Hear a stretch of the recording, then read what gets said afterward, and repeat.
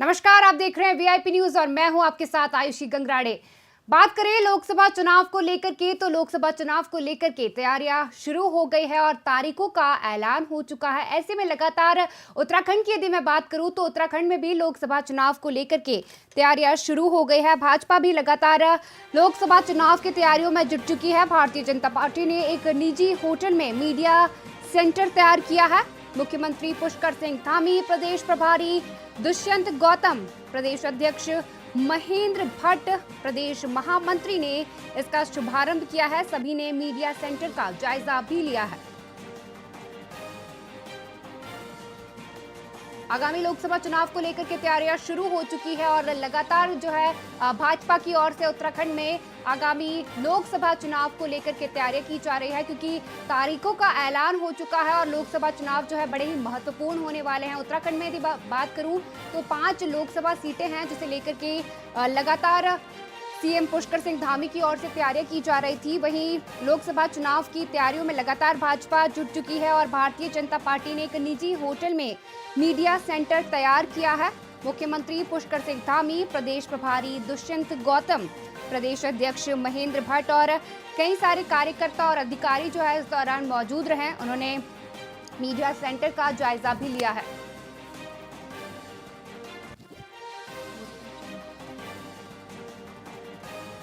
आगामी लोकसभा चुनाव के मद्देनजर लगातार जो है सभी पार्टियों की ओर से तैयारियां की जा रही है। वहीं लगातार भाजपा भी अपनी तैयारियों में जुट चुकी है और आज जो है उन्होंने मीडिया सेंटर की शुरुआत कर दी है। मीडिया सेंटर जो है उन्होंने इसकी शुरुआत कर दी है। भारतीय जनता पार्टी ने एक निजी होटल में मीडिया सेंटर जो है तैयार किया है। मुख्यमंत्री पुष्कर सिंह धामी, प्रदेश प्रभारी दुष्यंत गौतम सहित कई कार्यकर्ता और नेता जो है इस दौरान मौजूद रहे।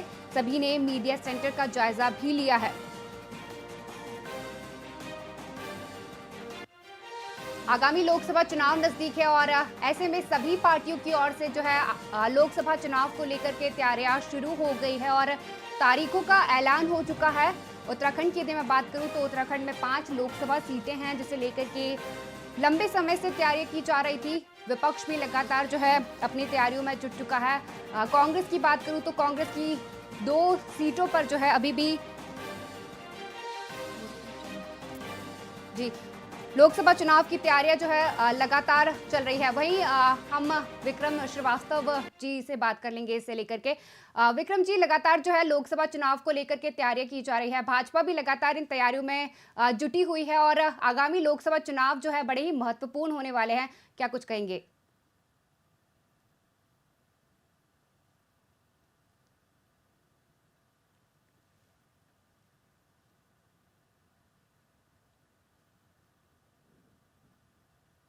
और ऐसे में भारतीय जनता पार्टी जिस तरह से लगातार 2 बार से उत्तराखंड की 5 सीटें जीतती भी आ रही है और इस वक्त उत्तराखंड के अंदर भारतीय जनता पार्टी की सरकार है। एक बड़ा दबाव जो है वो भारतीय जनता पार्टी के ऊपर है कि वो कैसे जो है 5 सीटों को बरकरार रखे। और उसी क्रम में देखिए, आज देहरादून के रिस्पना पुल पर एक निजी होटल में भाजपा मीडिया सेंटर का उद्घाटन मुख्यमंत्री पुष्कर सिंह धामी ने किया। इस दौरान वहां पर जो चुनाव प्रभारी हैं दुष्यंत गौतम वो मौजूद रहे, प्रदेश अध्यक्ष महेंद्र भट्ट वहां पर थे, जो संगठन महामंत्री हैं अजय कुमार भी वहां पर मौजूद थे और उत्तराखंड से ही जो राज्यसभा सांसद और सब कोषाध्यक्ष हैं भारतीय जनता पार्टी के नरेश बंसल भी वहां पर मौजूद थे। और सीधे तौर पर देखिए, एक कंट्रोल सिस्टम जो है वो पूरे उत्तराखंड का 5 लोकसभा सीटों का वहां पर तैयार किया गया है। किस तरह से प्रचार प्रसार होगा, कहां कहां एलईडी वैन भेजी जाएगी, प्रचार के माध्यम क्या होंगे, टीवी चैनलों पर क्या चल रहा है, अखबारों में क्या छप रहा है, वो तमाम चीजों की निगरानी के लिए तमाम चीजों को रणनीति के तहत कैसे उतारा जाए, किस प्रत्याशी को कहां पर किस तरह का बयान देना है और उसके बयान की क्या प्रतिक्रिया आ रही है, तो तमाम चीजों को लेकर के आज एक सेंटर पॉइंट जो है वो बनाया गया है। और जिस तरह से देखिए, भारतीय जनता पार्टी लगातार इस बात को कहती है कि वो एक चुनाव खत्म होता है वो दूसरे चुनाव की तैयारी में लग जाती है।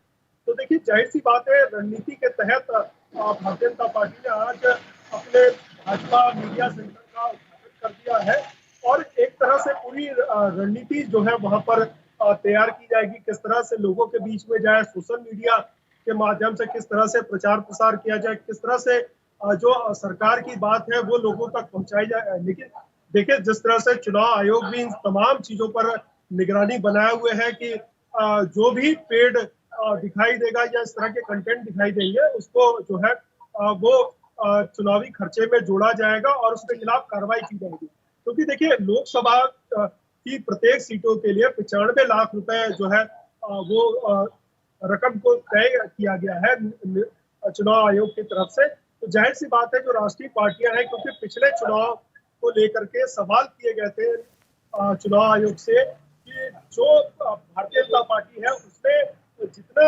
जितने उम्मीदवार उतारे थे, जितना उनका टोटल बजट था, उससे अधिक उन्होंने खर्च किया। तो कहीं ना कहीं देखिए, निगरानी है और एक बड़ा दबाव भारतीय जनता पार्टी के ऊपर है कि कैसे वो 5 लोकसभा सीटों को जीते। क्योंकि देखिए, इस बार जो 2 सीटें हैं उन पर जो सिटिंग सांसद थे उनको ड्रॉप किया गया है और वो दोनों ही पूर्व मुख्यमंत्री हैं उत्तराखंड के और केंद्रीय शिक्षा मंत्री भी रहे हैं। पुराना अनुभव रहा है रमेश पोखरियाल निशंक का हरिद्वार सीट से इस बार पूर्व मुख्यमंत्री को रिप्लेस करके पूर्व मुख्यमंत्री त्रिवेंद्र सिंह रावत को वहां से मैदान में उतारा है। इसी से अनिल बलूनी जो भाजपा के राष्ट्रीय मीडिया प्रभारी हैं वो पौड़ी सीट से चुनाव लड़ रहे हैं। तो 2 सीटों को देखें तो वहां पर प्रत्याशियों को जो है वो बदला गया है। और जहां तक देखिए विपक्ष की बात की जाए तो मुख्य विपक्ष की भूमिका में कांग्रेस पार्टी है। और जिस तरह से इंडिया गठबंधन है, यानी कि आप समाजवादी पार्टी की बात करें, बसपा की बात करें, अभी बसपा किशोर रुक लेती है, अभी उसका प्रत्याशी कौन होता है अभी इस बारे में कोई जानकारी नहीं मिल पा रही है। लेकिन इंडिया गठबंधन के जितने भी लोग हैं, आम आदमी पार्टी है या कम्युनिस्ट पार्टी है, थोड़ा बहुत वोट बैंक उनका भी है और वो वोट बैंक जो है वो किशोर शिफ्ट करता है। जाहिर सी बात है कि वो इंडिया गठबंधन के साथ है तो वो कांग्रेस को यहाँ पर वोट करेंगे, क्योंकि कांग्रेस और भाजपा के बीच ही यहाँ पर मुकाबला होगा। दोनों में से जीतेगा और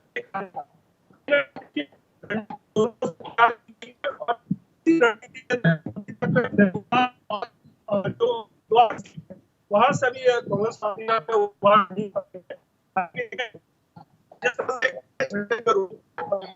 विधायक है राजेंद्र भंडारी वो भाजपा में शामिल हुए।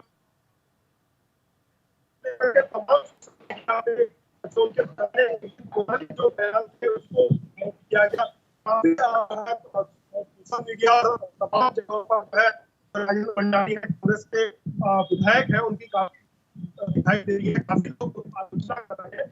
और जिस तरह से प्रेस कॉन्फ्रेंस करके तमाम जो लीडर जो भारतीय जनता पार्टी के कांग्रेस से शामिल हुए हैं, कांग्रेस के प्रेस कॉन्फ्रेंस करके उनके पुराने जो बयान थे, उनके जो मुकदमे दर्ज थे, उनका सबका जिक्र करते हुए कहा कि देखिए, भाजपा एक वॉशिंग मशीन है और उस वॉशिंग मशीन में जो आपराधिक लोग हैं वो शामिल हो रहे हैं। कहीं ना कहीं उनको जो है जेल जाने का डर है और जेल जाने से बचने के लिए भारतीय जनता पार्टी में शामिल हो रहे हैं। देखिए, बड़ा दिलचस्प चुनाव चल रहा है और जिस तरह से मैंने रणनीति का जिक्र करा था, उस रणनीति के तहत आज भारतीय जनता पार्टी ने अपने भाजपा मीडिया सेंटर का शुभारंभ किया।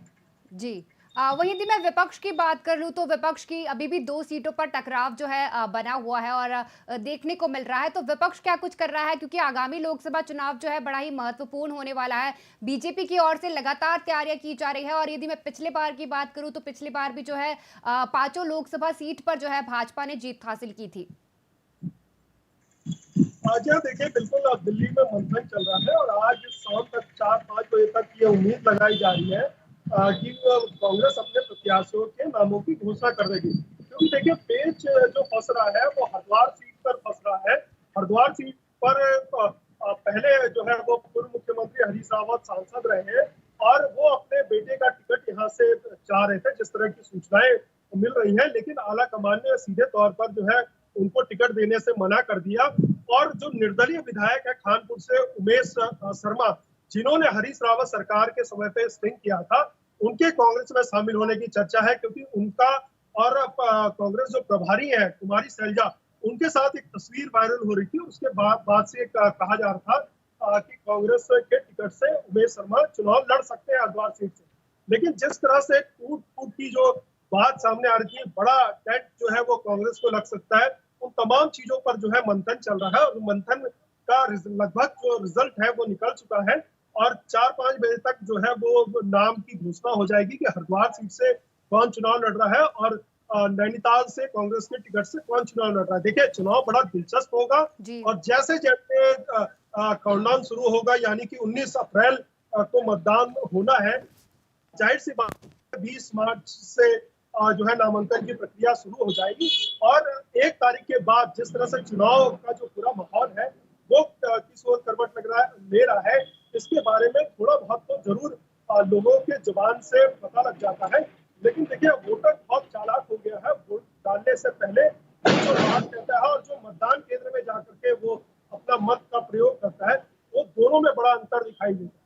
तो बड़ा दिलचस्प चुनाव चल रहा है और जिस तरह से मैंने जिक्र किया कि देखिए चुनाव जो है वो 1 अप्रैल से दिखाई देगा किस तरह से जो क्योंकि राष्ट्रीय पार्टियों के बीच मुकाबला हो रहा है, मुद्दे राष्ट्रीय मुद्दे रहेंगे और अन्य दलों की कोई उम्मीद दिखाई नहीं दे रही है, ना ही कोई ऐसा निर्दलीय प्रत्याशी अभी तक सामने दिखाई दे रहा है जो टक्कर दे सकता है। हाँ, अगर हम जिक्र करें तो हरिद्वार जनपद से जरूर भावना पांडे हैं जो निर्दलीय प्रत्याशी के रूप में चुनाव मैदान में उतर रही हैं। तमाम जगह उनके होर्डिंग पोस्टर दिखाई दिए हैं और सीधे तौर पर वो उमेश कुमार को वो टारगेट करके चलती रही है। जाहिर सी बात है, देखिए चुनाव जरूर लड़ रही है लेकिन वो चुनाव में तीसरे नंबर पर रहने वाली है और जिस तरह से वो लगातार प्रयास कर रही थी कि बसपा से उनको टिकट मिल जाए और उन्होंने प्रयास भी किया लेकिन अभी तक कोई ऐसा सूचना नहीं मिल रही है। तो जाहिर सी बात है, देखिए निर्दलीय वो चुनाव मैदान में उतरेंगी और किस तरह से नामांकन होता है, क्योंकि देखिए नामांकन कौन कौन करता है और कौन सी पार्टी से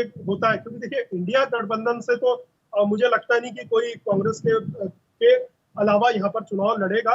लेकिन हाँ, चुनाव बड़ा दिलचस्प होगा और दो ही पार्टियों के बीच में चुनाव का जो हार और जीत का फैसला होगा। जी, चुनाव तो बड़ा दिलचस्प होने ही वाला है क्योंकि लगातार जो है तैयारियां हमें देखने को मिल रही है दोनों ही पार्टियों की ओर से।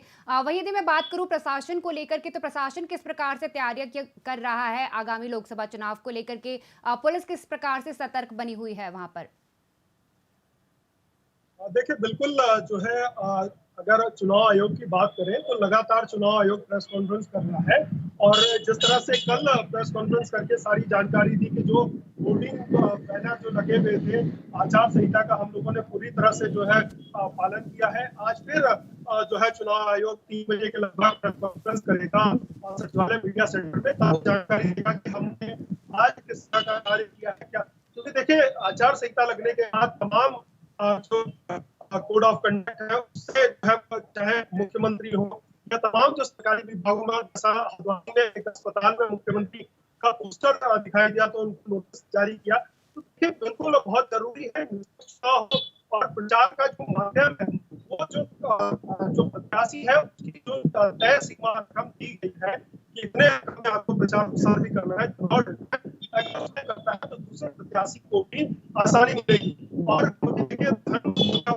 चुनाव में ना हो, चुनाव में ना जीत करके आए, इसको लेकर लगातार चुनाव आयोग की स्पष्ट जो है वो गाइडलाइन है, गाइडलाइन का पालन कराना प्रशासन का काम है। जिले स्तर पर देखिए नियम जो है वो चुनाव अधिकारी होते हैं तो उनकी भी जिम्मेदारी बनती है कि वो किस तरह से अपने जिले में जो निष्पक्ष चुनाव की नीति है उसको कैसे लागू करें। तो देखिए हर रोज जो है वो चुनाव आयोग प्रेस कॉन्फ्रेंस कर रहा है। तमाम जो सवाल आते हैं हम लोगों के पास, चाहे वो अन्य माध्यम से हो, सोशल मीडिया के माध्यम से हो या रिपोर्टर के माध्यम से, हम लोग भी चुनाव आयोग से पूछते हैं और उस पर कड़ी कार्रवाई के लिए हम लोग भी कहते हैं कि आप लोगों ने कार्रवाई क्यों नहीं करी, इस पर कार्रवाई होनी चाहिए। तमाम सवाल होते हैं जिसका जवाब लगातार मिलता रहता है और ये एक लोकतांत्रिक व्यवस्था में एक अच्छी बात है कि निष्पक्ष चुनाव हो और ऐसा व्यक्ति चुन करके आए जो वाकई में जनता का जनप्रतिनिधि के रूप में वकालत करे। जी, वही यदि मैं भाजपा की बात करूं तो भाजपा की ओर से जो है आगामी लोकसभा चुनाव को लेकर के तैयारियां की जा रही थी। नामांकन जो है जल्द ही भाजपा में होने वाले हैं क्योंकि उनकी तारीखों का भी ऐलान अब हो चुका है। इस पर क्या कुछ कहेंगे?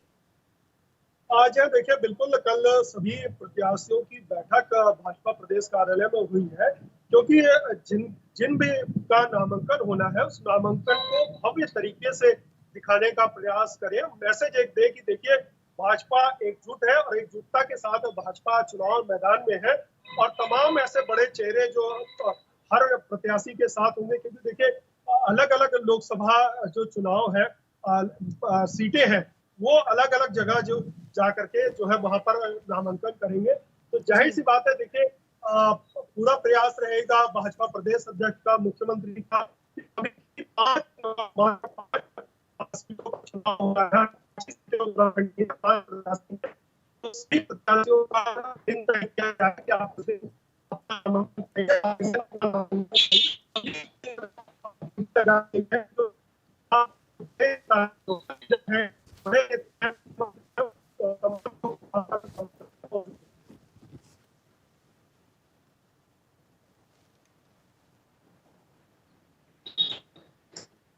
जी विक्रम जी, तमाम जानकारी के लिए आपका बहुत बहुत शुक्रिया। आगामी लोकसभा चुनाव को लेकर के उत्तराखंड में जो है लगातार तैयारियां की जा रही है और उत्तराखंड में जो है लगातार सभी पार्टियों की ओर से आगामी चुनाव को लेकर के तैयारियां की जा रही है। इस बार का चुनाव जो है लोकसभा चुनाव बड़ा ही दिलचस्प होने वाला है और सभी पार्टियां जो है जुट गई है इस चुनाव को लेकर के तैयारियां कर रही है। प्रचार प्रसार का जो है दौर शुरू हो चुका है। लोकसभा चुनाव की तैयारियों में भाजपा भी लगातार अपना कार्य कर रही है। भारतीय जनता पार्टी ने एक निजी होटल में मीडिया सेंटर जो है तैयार किया है। मुख्यमंत्री पुष्कर सिंह धामी, प्रदेश प्रभारी दुष्यंत गौतम, प्रदेश अध्यक्ष महेंद्र भट्ट सहित कई कार्यकर्ता और नेता जो है इस दौरान मौजूद रहे। सभी ने मीडिया सेंटर का जायजा भी लिया। साथ ही साथ भाजपा ने जो है अपने नामांकन की तिथियों का भी ऐलान कर दिया है।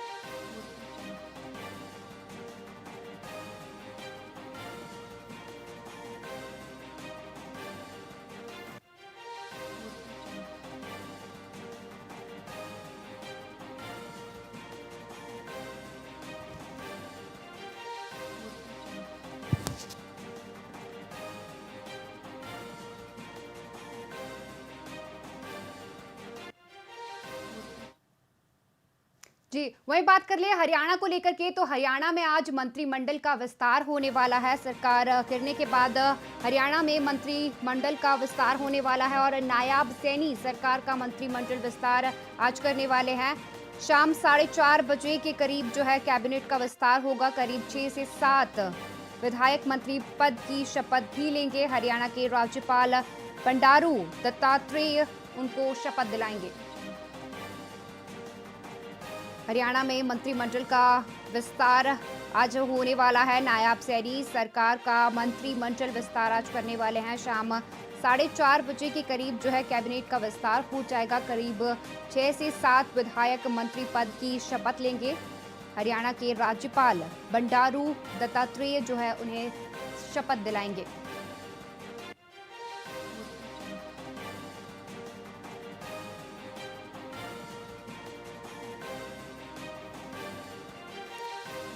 हरियाणा में मंत्रिमंडल का विस्तार आज होने वाला है। नायाब सैनी सरकार का मंत्रिमंडल विस्तार आज होने वाला है। शाम 4:30 बजे के करीब जो है कैबिनेट का विस्तार होगा।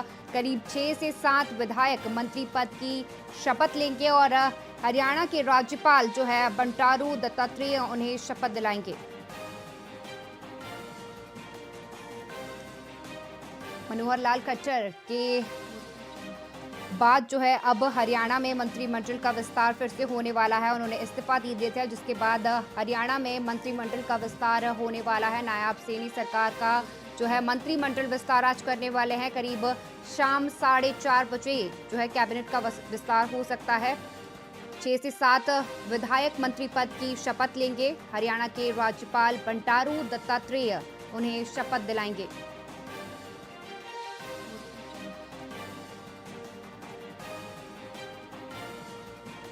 हरियाणा मंत्रिमंडल का आज विस्तार होगा। नायाब सैनी जो है आज मंत्रिमंडल का विस्तार करेंगे अपने और शाम 4:30 बजे कैबिनेट का विस्तार होगा। करीब 6 से 7 विधायक मंत्री पद की शपथ लेंगे। हरियाणा के राज्यपाल जो हैं बंडारू दत्तात्रेय उन्हें शपथ दिलाएंगे।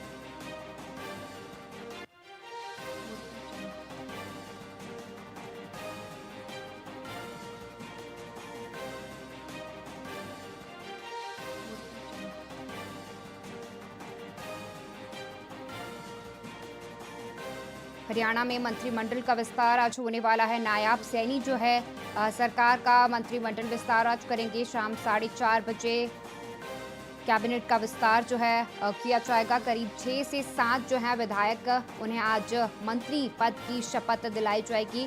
हरियाणा के राज्यपाल बंडारू दत्तात्रेय उन्हें शपथ दिलाएंगे।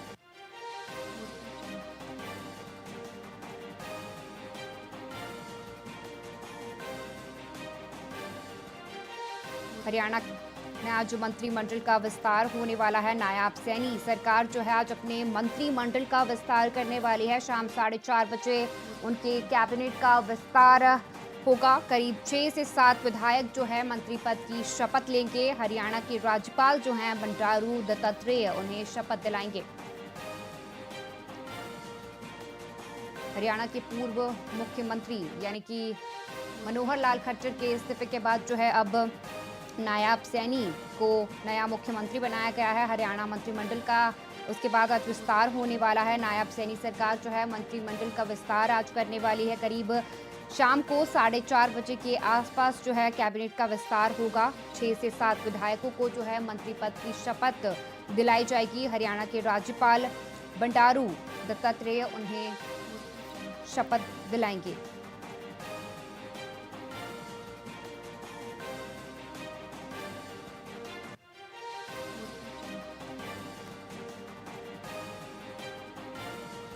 मनोहर लाल खट्टर के इस्तीफे के बाद जो है नायब सैनी को मुख्यमंत्री बनाया गया है। हरियाणा मंत्रिमंडल का आज विस्तार होने वाला है। नायब सैनी सरकार जो है अपने मंत्रिमंडल का विस्तार आज करने वाली है। करीब 4:30 बजे के आसपास जो है कैबिनेट का विस्तार होने वाला है, जिसे लेकर के तैयारियां जो और चल रही हैं और चर्चा भी लगातार की जा रही है। 6 से 7 विधायक मंत्री पद की जो है शपथ इस दौरान लेंगे। हरियाणा के राज्यपाल जो हैं उन्हें शपथ दिलाएंगे।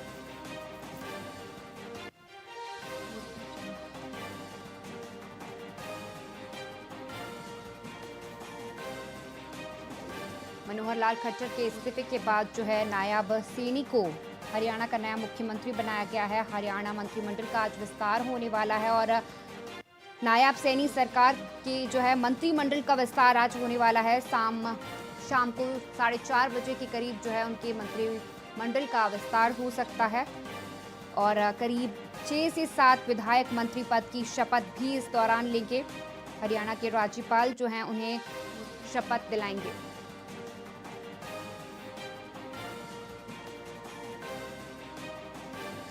इस पर अधिक जानकारी के लिए हमारे साथ अश्विनी कुमार संवाददाता चंडीगढ़ से जुड़ चुके हैं, उनसे जानकारी लेंगे हम। हरियाणा में जो है मंत्रिमंडल का विस्तार होने वाला है आज और करीब 6 से 7 जो है विधायक, उन्हें आज मंत्री पद की शपथ दिलाई जाएगी। क्या कुछ कहेंगे? आज नायब सैनी सरकार की तरफ से मंत्रिमंडल का पहला विस्तार किया जा रहा है और लगातार जिस तरह की अटकलें लग रही थी कि सरकार में अनिल विज की नाराजगी या फिर राव इंद्रजीत की नाराजगी के कारण शनिवार को कहीं ना कहीं मंत्रिमंडल विस्तार रुक गया था। उसके बाद मुख्यमंत्री लगातार दिल्ली दौरे पर थे और पार्टी हाईकमान को पूरी सूचना के से अवगत करा रहे थे। पार्टी हाईकमान की तरफ से हरी झंडी मिलने के बाद और इलेक्शन कमीशन से हरी झंडी मिलने के बाद आज मंत्रिमंडल के पहला विस्तार किया जा रहा है, जिसमें उम्मीद की जा रही है कि 6 से 7 विधायक मंत्री परिषद में शामिल हो सकते हैं। मैं आपको बताना चाहूंगा कि हरियाणा मंत्रिमंडल में मुख्यमंत्री समेत 14 मंत्री शामिल होते हैं और जिस तरह से 12 मार्च को हरियाणा मंत्रिमंडल का गठन हुआ था, उसमें मुख्यमंत्री समेत 6 मंत्रियों ने शपथ ली थी। अभी 8 मंत्रियों का मंत्री बनना बाकी है।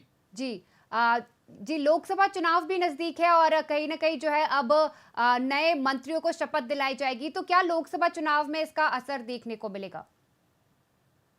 जी बिल्कुल, मैं आपको बताना चाहूंगा कि मुख्यमंत्री कहीं ना कहीं पब्लिक में ये संदेश देना चाहते हैं कि उनकी पूरी की पूरी सरकार फॉर्म में है और वो पूरी सरकार के साथ जनता में जाना चाहते हैं और सरकार की विकास कार्यों के बारे में लगातार जनता को बताएंगे, जिसकी एवज में कहीं ना कहीं वो लोकसभा की 10 सीटों पर जीत की दावेदारी की तरफ बढ़ना चाहेंगे। और इसके अलावा साथ ही साथ ये भी एक मैसेज जा रहा है कि हरियाणा में किसी भी तरह की खटास नहीं है और इस मंत्रिमंडल के फोरम पूरा होने के बाद कहीं ना कहीं विरोधियों पर भी सरकार की तरफ से ये निशाना साधा जाएगा कि हरियाणा सरकार में जो मंत्री बने हैं और जो पूरा मंत्री परिषद के अलावा भी विधायक दल है, वो पूरे का पूरा एकजुट है।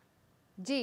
वहीं यदि मैं पूर्व गृह मंत्री अनिल विज की बात कर लूँ तो उनका बयान जो है एक सामने आया था। उन्होंने कहा था कि पूरी 10 सीटें लोकसभा की हरियाणा की और एक चंडीगढ़ की जो है भाजपा जीतेगी। आप क्या कुछ कहेंगे इस पर? जी, बिल्कुल, जिस तरह से पूर्व गृह मंत्री अनिल विज ने कहा है कि हरियाणा के 10 सीटों के साथ-साथ चंडीगढ़ की 1 सीट पर भी भारतीय जनता पार्टी पूरी तरह से मजबूत है और उनकी झोली में ये 11 सीटें आएँगी, जिससे नरेंद्र मोदी के 400 पार के आंकड़े में कहीं न कहीं बहुत बड़ा सहारा मिलेगा। इसके साथ ही अनिल विज ने अभी चंडीगढ़ में कुछ देर पहले एक बयान दिया है, जिसमें उन्होंने पूर्व मुख्यमंत्री मनोहर लाल पर कटाक्ष करते हुए कहा है कि पूर्व मुख्यमंत्री मनोहर लाल एक तीर से कई शिकार करते हैं। वो कहते कुछ हैं और करते कुछ हैं। तो कहीं न कहीं अनिल विज की नाराज़गी साफ दिखाई दे रही है और अभी उन्होंने कहा है कि आज होने वाले मंत्रिमंडल के विस्तार के बारे में उनके पास कोई जानकारी नहीं है। वो तो हरियाणा विधानसभा स्पीकर से आज चंडीगढ़ में मिलने आए थे। इसके अलावा उनके पास कोई जानकारी नहीं है और आपको मैं बताना चाहूँगा कि आज हरियाणा में करनाल जिले में भारतीय जनता पार्टी के अध्यक्ष जेपी नड्डा की भी रैली थी, जो कि पूर्व मुख्यमंत्री मनोहर लाल के लिए कहीं न कहीं जन रैली करने आए थे। लेकिन वहाँ भी अनिल विज ने दूरी बनाई हुई है और उसके बारे में अनिल विज ने ये बयान दिया है कि उनको इस रैली के बारे में कोई जानकारी नहीं है। तो कहीं न कहीं ये कयास लगाया जा सकता है कि आज के मंत्रिमंडल विस्तार में कहीं न कहीं पूर्व गृह मंत्री दूरी बनाए हुए हैं। जी। लोकसभा चुनाव भी नज़दीक है और लगातार जो है भाजपा की ओर से आगामी लोकसभा चुनाव को लेकर के तैयारियां भी की जा रही है। जैसे कि आपने मुझे बताया कि करनाल में जो है जेपी नड्डा आए और उन्होंने रैली निकाली। तो क्या लगता है कि इस बार की लोकसभा चुनाव में इसका असर जो है देखने को मिलेगा? क्योंकि लगातार जो है विपक्ष भी अपनी तैयारियों में जुटा हुआ है।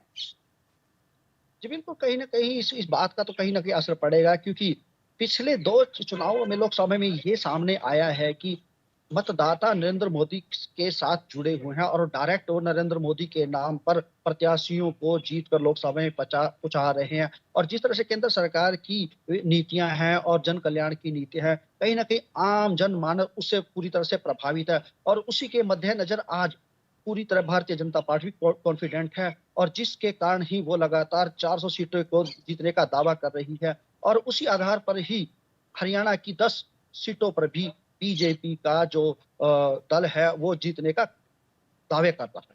जी।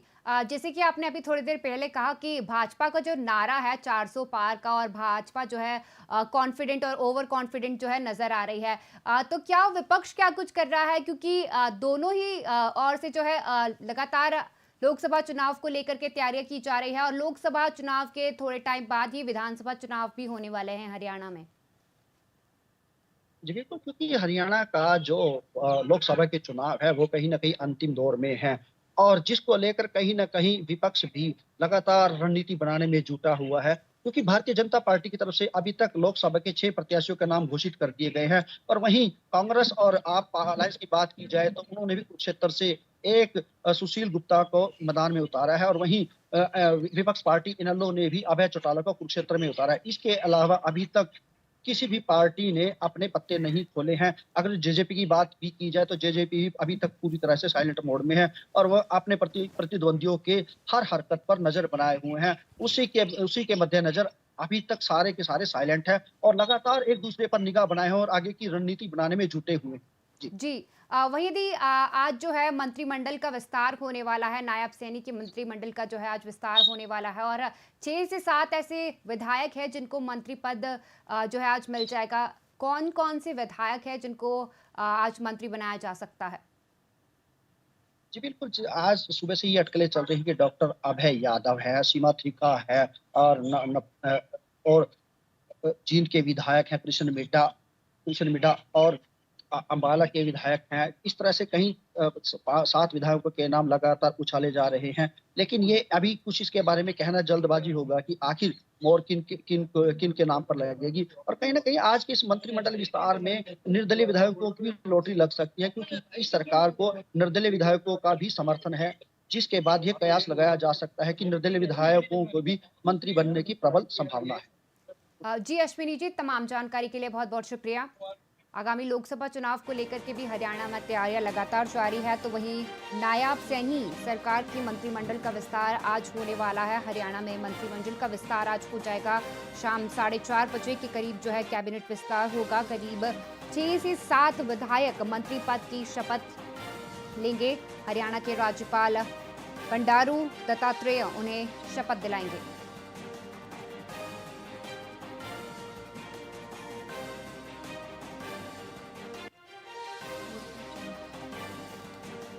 हरियाणा में आज जो मंत्रिमंडल का विस्तार हो जाएगा। नायब सैनी सरकार की मंत्रिमंडल का विस्तार आज होने वाला है। शाम 4:30 बजे के करीब जो है कैबिनेट का विस्तार हो जाएगा। करीब 6 से 7 विधायकों को मंत्री पद की शपथ दिलाई जाएगी। और मैं आपको बता दूं कि विधायकों को शपथ जो है राज्यपाल बंडारू दत्तात्रेय दिलाएंगे।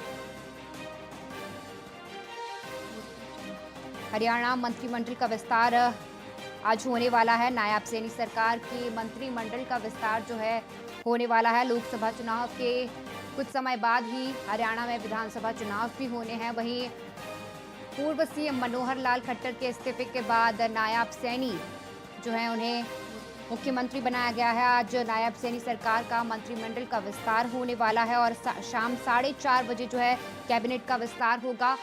करीब 6 से 7 विधायकों को जो है मंत्री पद की शपथ दिलाई जाएगी। हरियाणा के राज्यपाल जो हैं बंडारू दत्तात्रेय उन्हें शपथ दिलाएंगे।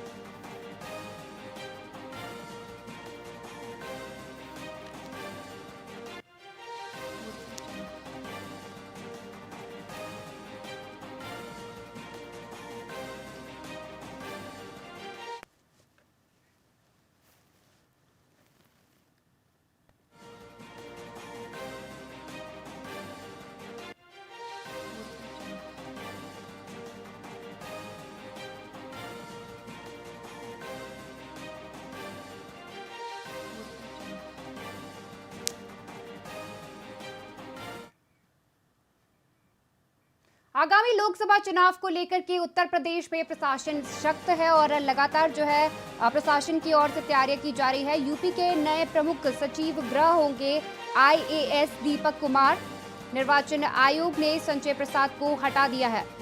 संजय प्रसाद को कार्यशैली से नाराज थे, जिस वजह से उन्हें हटाया गया है। आचार संहिता लागू होते ही इलेक्शंस होंगे। कमीशन का जो है बड़ा एक्शन सामने आया है। प्रदेश में बेहतर व्यवस्था के लिए आईएएस दीपक कुमार को पूरी जिम्मेदारी दी है।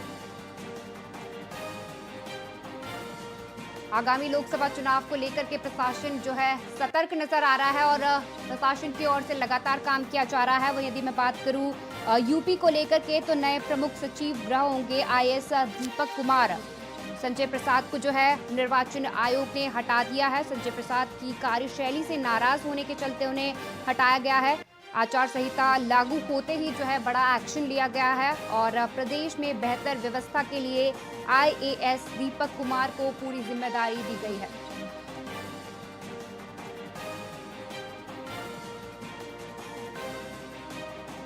आगामी लोकसभा चुनाव को लेकर के लगातार प्रशासन की ओर से तैयारियां की जा रही है और इलेक्शन कमीशन भी लगातार जो है तैयारियां कर रहा है। वहीं यूपी के नए प्रमुख होंगे अभी सचिव गृह होंगे आईएएस दीपक कुमार। उन्हें नया जो है भार दिया गया है। निर्वाचन आयोग ने संजय प्रसाद को हटा दिया है। संजय प्रसाद को कार्यशैली से नाराज होने के चलते हटाया गया है। आचार संहिता लागू होने के बाद इलेक्शन कमीशन का एक्शन जो है नजर आया है। प्रदेश में बेहतर व्यवस्था के लिए आईएएस दीपक कुमार को पूरी जिम्मेदारी दी है।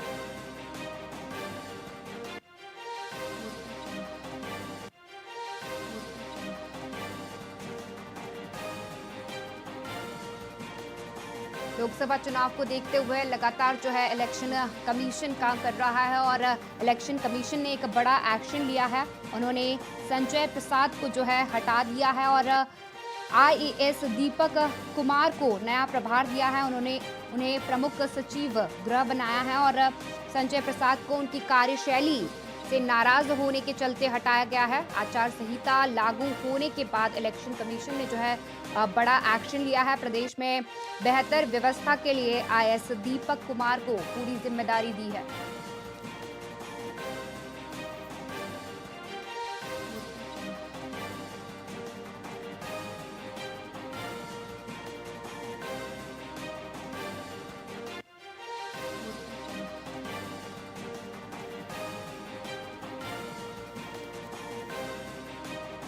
लोकसभा चुनाव को लेकर के लगातार जो है प्रशासन की ओर से तैयारियां की जा रही है और प्रशासन लगातार सतर्क बना हुआ है। वहीं यूपी में आईएएस दीपक कुमार को जो है प्रमुख सचिव बनाया गया है। निर्वाचन आयोग ने संजय प्रसाद को हटा दिया है। उनकी कार्यशैली से नाराज होने के चलते उन्हें हटाया गया है।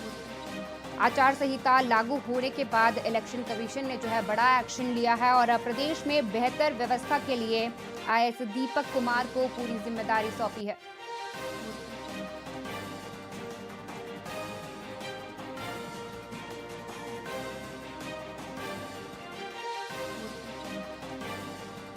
इलेक्शन कमीशन ने जो है बड़ा एक्शन लिया है। यूपी के नए प्रमुख सचिव गृह होंगे आईएएस दीपक कुमार। निर्वाचन आयोग ने संजय प्रसाद को हटा दिया है।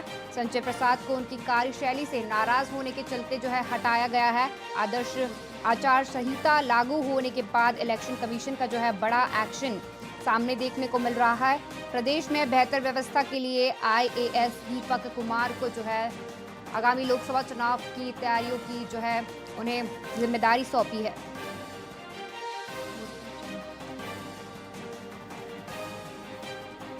यूपी के नए प्रमुख सचिव गृह होंगे आईएएस दीपक कुमार। निर्वाचन आयोग ने संजय प्रसाद को हटा दिया। संजय प्रसाद को उनकी कार्यशैली से नाराज होने के चलते जो है हटाया गया है। आचार संहिता लागू होते ही इलेक्शन कमीशन का बड़ा एक्शन जो है नजर आ रहा है। प्रदेश में बेहतर व्यवस्था के लिए आईएएस दीपक कुमार को पूरी जिम्मेदारी सौंपी गई है।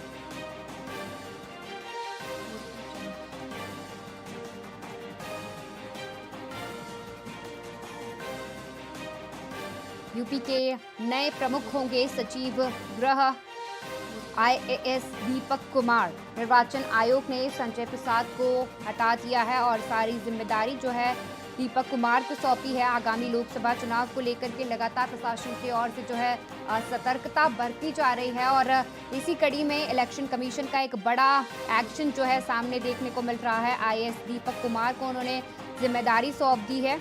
निर्वाचन आयोग ने संजय प्रसाद को हटा दिया है। वहीं इस पर अधिक जानकारी के लिए हमारे साथ बलराम जी जुड़ चुके हैं लखनऊ से संवाददाता, उनसे जानकारी लेंगे हम। आगामी लोकसभा चुनाव है और ऐसे में संजय जो है उन्हें हटा दिया गया है और आईएएस दीपक को जो है पूरी जिम्मेदारी सौंपी गई है, क्या कुछ कहेंगे? जी, चूंकि आपको बता दें कि जो संजय प्रसाद है वो प्रमुख सचिव मुख्यमंत्री के साथ ही प्रमुख सचिव सूचना और प्रमुख सचिव गृह, तीन प्रमुख विभाग उनके पास थे। लंबे समय से वो इन सभी विभागों पर काम कर रहे थे। तो ऐसे में चुनाव आयोग ने कई राज्यों के जो गृह सचिवों को हटाया है। उसी कड़ी में यूपी के जो है प्रमुख सचिव गृह, यहाँ पर मुख्य सचिव गृह का जो यहाँ पे पद सृजित किया गया है वो संजय प्रसाद को हटाकर दीपक कुमार को चार्ज दिया गया है। दीपक कुमार संजय प्रसाद से काफी सीनियर है, करीब 5 साल सीनियर है। 1990 बैच के आईएएस अफसर है दीपक कुमार और उनकी छवि काफी अच्छी मानी जाती है। वो अभी बेसिक शिक्षा विभाग में अपर मुख्य सचिव के पद पर तैनात थे। जी आगामी लोकसभा चुनाव को लेकर के प्रशासन की ओर से लगातार जो है तैयारियां की जा रही है और ऐसे में जो है इलेक्शन कमीशन का बड़ा एक्शन जो है ले लिया है उन्होंने और आईएएस दीपक को जो है पूरी जिम्मेदारी सौंप दी है। क्या कुछ कहेंगे कि क्या इस बार का लोकसभा चुनाव किस प्रकार से होने वाला है और क्या कुछ देखने को मिलेगा? जी, वैसे आपको बता दें कि ये एक रूटीन कार्रवाई जैसी ही थी, क्योंकि अधिकांश राज्यों में डीजीपी या गृह विभाग के सचिवों को हटाया गया है या उनकी फेरबदल किया गया है जो लंबे समय से काबिज थे। यूपी में भी जो संजय प्रसाद है प्रमुख सचिव मुख्यमंत्री के साथ ही प्रमुख सचिव गृह, प्रमुख सचिव सूचना जैसे तीन बड़े विभाग उनके पास थे। तो ऐसे में ये तय माना जा रहा था कि वो गृह सचिव पद से हटाए जाएंगे। तो वही हुआ, प्रमुख सचिव गृह की जिम्मेदारी उनसे ले ली गई है। ये एक चुनाव आयोग की एक रूटीन कार्रवाई मानी जा रही है। इसके साथ ही दीपक कुमार को जो चार्ज दिया गया है वो उनसे काफी सीनियर है, 5 साल सीनियर अफसर है और चुनाव आयोग का मानना यह है कि वो बेहतर ढंग से जो है चुनाव का प्रबंधन, चुनाव के दौरान कानून व्यवस्था की स्थिति को बरकरार रख सकते हैं। जी, संजय प्रसाद की जो है कार्यशैली से नाराज होकर के यह एक्शन लिया गया है। क्या उनकी कार्यशैली से नाराज होकर के यह एक्शन लिया गया है? क्या इलेक्शन कमीशन ने इसीलिए उन्हें इस पद से हटाया? जी, आपको बता दें कि जो भी आईएएस अफसर जिसके पास प्रमुख सचिव सूचना का चार्ज रहता है, प्रमुख सचिव मुख्यमंत्री का चार्ज रहता है, उसको चुनाव की चीज जो कार्रवाई होती है, जो चुनाव की प्रक्रिया होती है, उससे अलग रखा जाता है। ऐसा इसीलिए संजय प्रसाद को से प्रमुख सचिव गृह का चार्ज लेने के साथ ही उनको चुनाव की जो प्रक्रिया है उससे कहीं न कहीं चुनाव आयोग अलग रखेगा। उनको कोई बड़ी अहम ज़िम्मेदारी नहीं दी जाएगी चुनाव के दौरान। जी, निशा आईएएस दीपक को जो है अब पूरा भार सौंप दिया गया है। किस प्रकार से वहाँ पर क्या कुछ काम हो रहा है, क्या कुछ देखने को मिल रहा है? जी आईएएस दीपक कुमार माना जा रहा है कि आज अपना चार्ज ले लेंगे और चार्ज लेने के बाद ही वो अपनी कार्य योजना वो प्रेस कॉन्फ्रेंस के दौरान करेंगे। उससे वो बताएंगे प्रेस कॉन्फ्रेंस में कि आखिर वो उनकी क्या प्राथमिकताएं हैं और यूपी में कानून व्यवस्था को लेकर वो क्या कुछ नया करना चाहेंगे। जी, तमाम जानकारी के लिए बलराम जी धन्यवाद। लगातार जो है आगामी लोकसभा चुनाव को लेकर के तैयारियां की जा रही है और लोकसभा चुनाव इस बार के बड़े ही महत्वपूर्ण होने वाले हैं। प्रशासन भी जो है पूरी तरह से सतर्क बनी हुई है। वहीं यूपी में नए प्रमुख सचिव गृह आईएएस दीपक कुमार को सचिव गृह की पूरी जिम्मेदारी जो है सौंपी गई है। निर्वाचन आयोग ने संजय प्रसाद को हटा दिया है। उनकी कार्यशैली से नाराज होकर उन्हें हटाया गया है। आदर्श आचार संहिता लागू होते ही इलेक्शन कमीशन ने जो है बड़ा एक्शन लिया है। प्रदेश में बेहतर व्यवस्था बनाए रखने के लिए आईएएस दीपक को सारी जिम्मेदारी जो है सौंपी गई है।